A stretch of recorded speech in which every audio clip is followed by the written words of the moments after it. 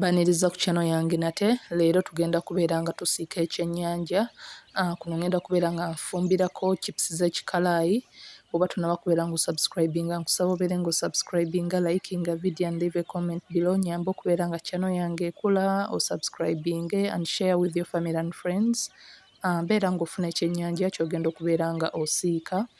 Kino tandika okubeera nga okirongoosaako okiggyeko buno bwe ndi mu kukiggyako.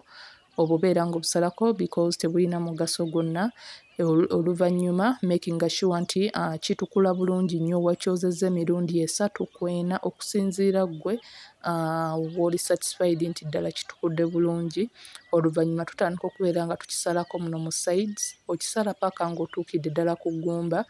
Kino tukikola tusobole okubeera nga spices ne herbs ze tubeera tugenda okubeera nga tukwotinga ku kyennyanja kino zisobola okuyingira muli munda, omuntu otuuka okubeera ng'olya ekyennyanja nga spices zonna oziwulira z'oba wataddemu, z'oba wayagadde okubeera ng'oliira mu kyennyanja nga bw'oti bw'olaba nti muli munda mwonna mulimu space. Oluvannyuma tandika okubeera nga kati okisizoningako n'omunnyo. Omunnyo guno era oba oguteekako making sure nti oguyingiza munda muli eri gusobole okubeera nga gugendera ddala munda, omuntu otuuka okubeera ng'okirya osobole okuba ng'oguwulira.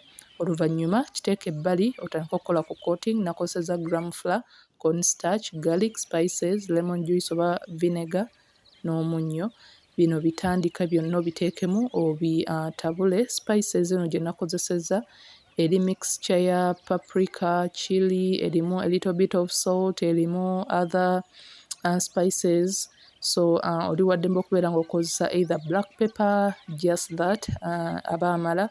Oluvannyuma beera nga bino byonna otandika obigattamu obeere ng'omixinga. Tugenda kubeera nga tukola paste eri thick obulungi gye twagala esobole okubeera nga esitiikinga bulungi nnyo ku kyennyanja kino. Okozesa amazzi matonotono nga bw'ogenda otabula paste eno.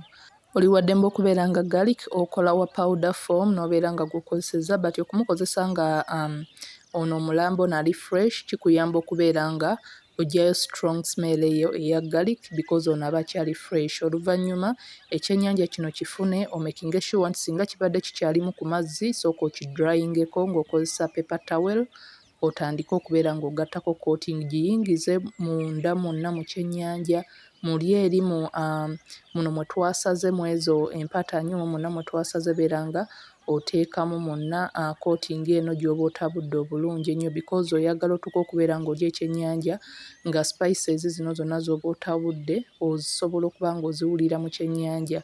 Kikyuse ne sayidi endala obeere ng'okola bw'otyo, okiyingizeemu munda muno mwonna ku lubuto, eno yonna mu kamwa, wano ku nviiri awo ku maaso paka ng'okakasa nti kiri coated bulungi. Meanwhile kino kikole nga already preheatinze pan yo bulungi nnyo, otaddemu butta amala ow'okubeera nga osiika ekyennyanja kino. Wamala okukyamuka oluvannyuma gattamu ekyennyanja otandike okubeera ng'okisiika ku muliro oguli medium.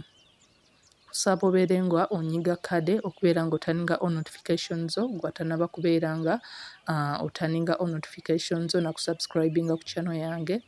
Beera nga buli wonyiga kade ogenda maaso onyige ku all notifications obeere nga notifications za video zange zonna ozifuna. Neeyanzizza nnyo okubeera nga musubscribinze, nga mulikinze video zange, mbasaba mubeere nga muzisharinga. Okufuna ejjiiko n'otandika okubeera nga okozesa butto n'ayokya okubeera ng'omwetolooza ku kyennyanja kuno kwonna eno side.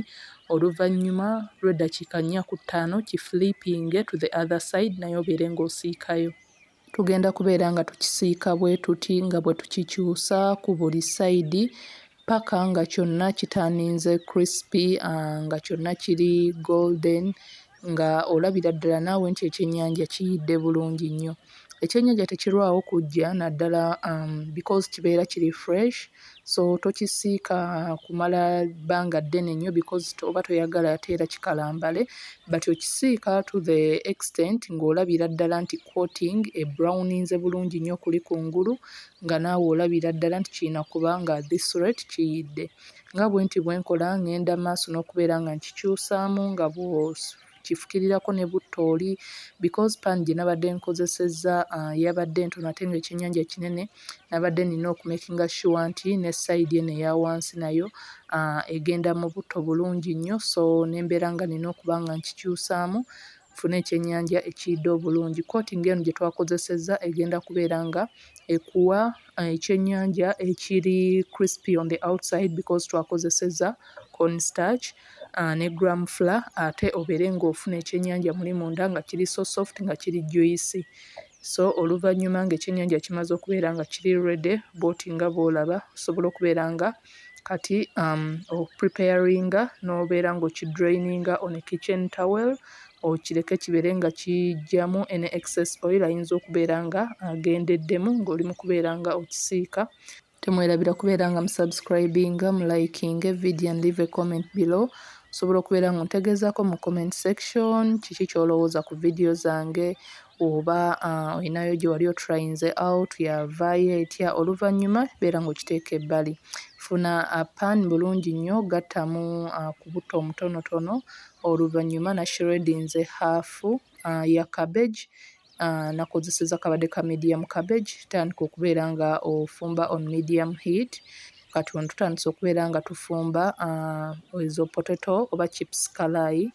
Then oluvannyuma nakozesezza bell peppers ez'enjawulo. Osobola okubeera nga ogattamu red bell pepper naye oba obadde omuyina. Osobola okubeera nga okozesamu ne a little bit of spring onions. Beera nga bino byonna obitabula bulungi nnyo. Dakiika 2 ku 3 sizoninga n'omunnyo. Nakozesezza n'ezo mixed spices. Oluvannyuma beera ng'era otabulamu okumala eddakiika 2 ku 3. Era n'engeri y'emu gye tutera okupreparingamu oba wali oliddeko enkoko y'ewandegeya, engeri gye bapreparingamu chips ezo ze basaavingira ku nkoko. Oluvannyuma beera ng'ogattamu already obummonde oba chips ze oba wasiise dda nga ziri ready wazitadde dda ku side, n'obeera ng'ozidraininze n'ogiggyamu butto. Then beera nga kati ozigattamu otandika okubeera ng'otabula. Muno nagasseemu a little bit of soy sauce, vinegar oba tukozesezza vinegar, tukozesa lemon juice, then n'omubisi oba tukozesezza mubisi gwa njuki, then osobola okubeera ng'okozesa sukaali waffe owa bulijjo oba brown sugar. Nti eno mixture osobola okubeera nga wagikoze n'osooka n'ogitabulira ebbali. Nzize ngikozesa mu recipe zange ez'enjawulo, mu stir fried recipes embadde nkozesa ez'obummonde, eza cauliflower, ez'enkoko, ez'ennyama. So oluvannyuma tandika okubeera ng'okozesa amazzi matonotono okusinziira ku bwetaavu because weetaaga steam oyo akusobozesa okubeera nga vegetables zino zibeera steamed bulungi nnyo. Ogende maaso okubeera ng'otabula paka nga everything byonna byetabudde bulungi, making sure nti nno otestingako n'owulira omunnyo n'owulira spices. Oluvannyuma fumba eddakiika 3 ku 5 obeere nga kati ogattamu oba ng'omaliriza ne coriander gwe wasazeesaze bulungi nnyo. At this rate chips zo zibeera ziri ready. Chips kalaayi oba potato, stir fried potatoes, kyonna ky'oba osazeewo okubeera ng'oziyita, oba just chips zonna z'oba osazeewo okubeera ng'ogiyita, ng'ozisaavingira ku side y'ekyennyanja. Yeno engeri gye nakisaavinzeemu for dinner. Osobola okubeera nga kuno ogattako dipping sauce. Nina dipping sauce oyo wa coriander, naganishinze ne coriander nga bw'oti bw'olaba, nagasseeko ennyaanya, a little bit of cucumber. Yeno engeri gye nakisaavinzeemu for dinner. Let me know what you think about my recipes in the comment section. Osobola okubeera ng'ontegeezaako what would you change in this recipe in particular. Osobola okubeera ng'olaba nti ekyennyanja kiri so soft, kyayidde bulungi nnyo, ate nga kuno kungulu kiri so crispy. So yeah, thanks for watching. Please don't forget to subscribe, like and share. Basa mubeere nga mumpagira channel yange ekule, mubeere nga musharinga with your family and friends, mubeere nga mucommentinga, kinyambako video zange okubeera nga zi going out there. Until next time.